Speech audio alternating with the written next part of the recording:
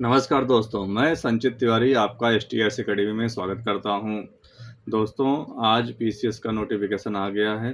500 पदों पर नोटिफ़िकेशन जारी किया गया है और अभी 5 महीने लगभग जुलाई, अगस्त, सितंबर, अक्टूबर, नवंबर, उसके बाद दिसंबर में एग्ज़ाम है और रिज़ल्ट भी 2 महीने बाद समझ लीजिए फरवरी।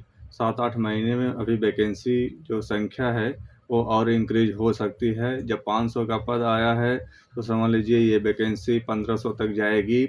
इसलिए इस बार आप ज़ोर लगा दीजिए, जो भी कमियाँ रह गई थी पिछले साल के, उसको देखिए, उन पे बात करिए, उन पे चर्चा करिए, उनको फिर से देखिए, टॉपिक पे जाके किताब में देखिए, जिससे कि आप अपनी कमियों को दूर करके आप इस बार प्रीलिम्स एग्ज़ाम को क्वालीफाई कर जाइए और फिर मेंस दीजिए, इंटरव्यू दीजिए और सिलेक्शन ले लीजिए।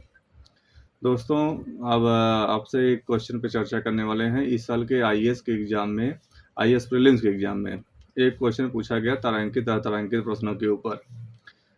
दोस्तों, जब हम संविधान का प्रश्न या संविधान की किताब पढ़ते हैं कि कैसे तैयार किया जाए उसे, तो हम देखते हैं कि जब हम लास्ट में जाते हैं और जब तारांकित प्रश्नों की बारी आती है या सदन में बजट पर नीतिगत कटौतियों की बारी आती है, तो हमारे पढ़ने की स्पीड थोड़ी स्लो हो जाती है, जिससे कि हम वहाँ पे ज़्यादा ध्यान नहीं दे पाते।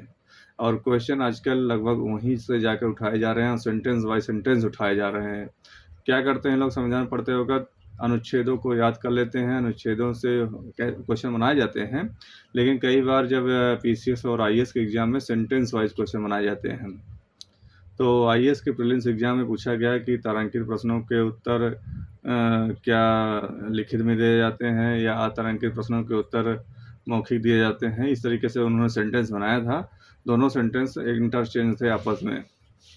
दोस्तों, तारांकित और अतारांकित प्रश्नों का ये जो प्रॉब्लम है, इसको मैं याद करवाने के लिए एक ट्रिक बताता हूँ।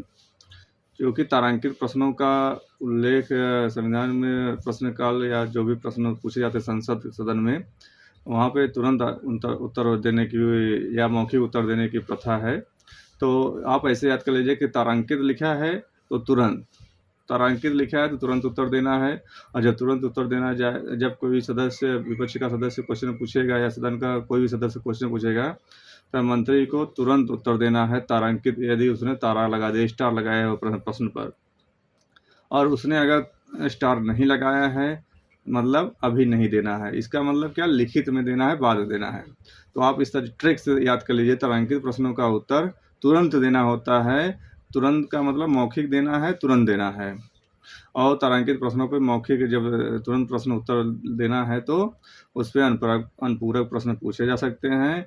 किंतु जो अतारांकित प्रश्न होते हैं, जिनका उत्तर अभी नहीं देना होता है, बाद में लिखित में देना होता है, उस पे अनुपूरक प्रश्न नहीं पूछे जा सकते।